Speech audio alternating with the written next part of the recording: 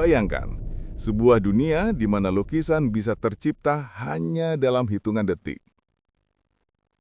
Musik, puisi, dan gambar, semua dihasilkan oleh algoritma. Ini bukan fiksi, ini kenyataan kita hari ini. Tapi pertanyaannya sederhana, apakah ini awal dari keajaiban baru atau justru akhir dari kreativitas manusia?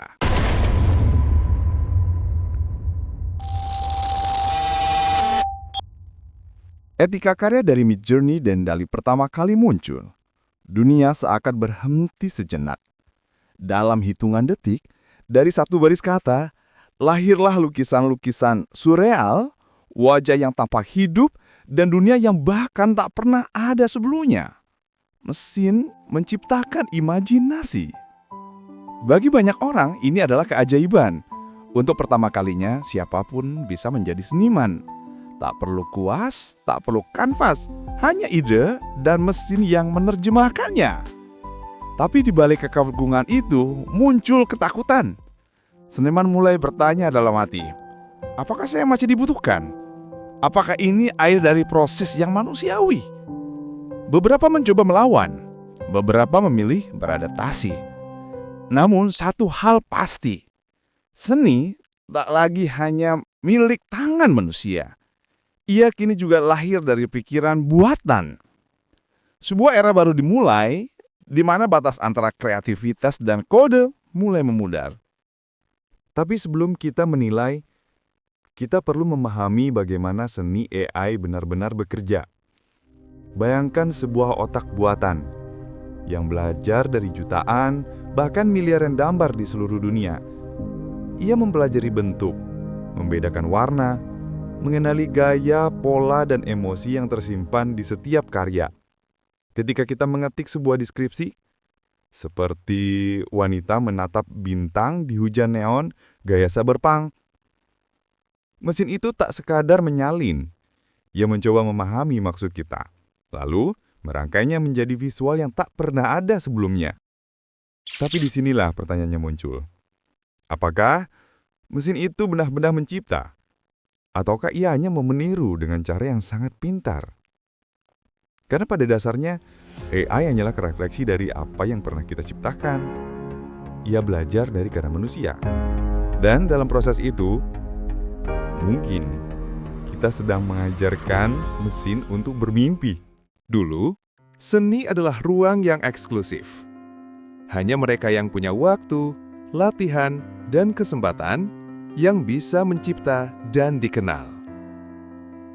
Di balik setiap karya, ada jam-jam panjang belajar, kuas yang aus, dan mimpi yang perlahan dibangun. Tapi sekarang, semuanya berubah. Siapapun bisa melukis hanya dengan kata-kata.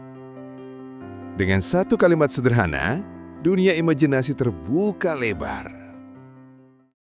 Inilah keindahan tadi seni AI. Ia bukan hanya alat, tapi jembatan antara ide dan kenyataan. Anak kecil bisa menggambar dunia impiannya. Orang tua bisa menghidupkan kenangan masa lalu. Desainer, penulis, dan orang biasa, semuanya kini punya cara baru untuk berekspresi.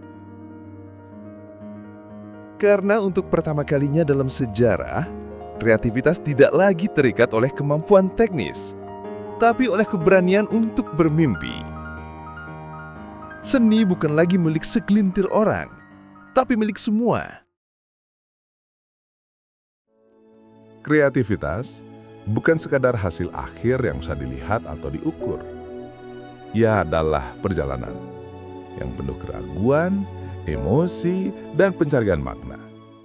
Setiap coretan kuas, setiap kata yang ditulis, lahir dari perasaan yang tak bisa dijelaskan. Ada kegelisahan, ada rasa ingin dimengerti, dan ada keinginan untuk meninggalkan jejak, meski hanya sedikit. AI bisa meniru bentuk, meniru warna, bahkan gaya berpikir manusia.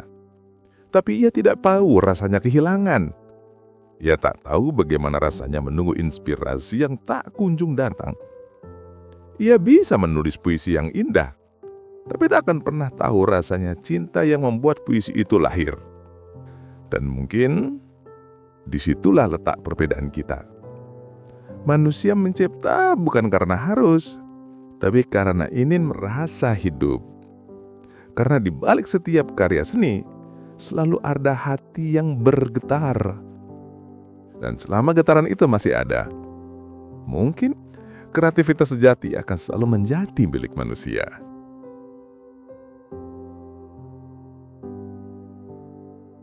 AI tidak membunuh kreativitas. Ia hanya mengubah bentuknya. Dulu, kuas dan cat adalah alat utama. Kini, kata dan kode menjadi kuas baru bagi imajinasi kita.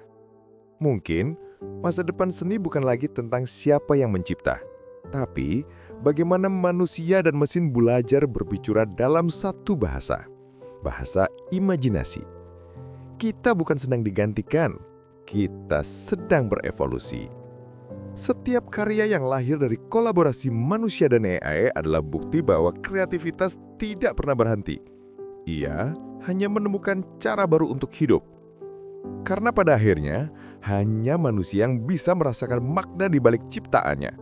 Dan mungkin, itu sudah cukup untuk menyebut kita sebagai seniman sejati. Jadi menurutmu, apakah AI bisa disebut seniman? Seni AI bukan akhir, tapi awal bab baru kreativitas manusia. Kalau kamu suka bahasan ini, klik like dan subscribe. Mari kita bahas masa depan kreativitas bersama.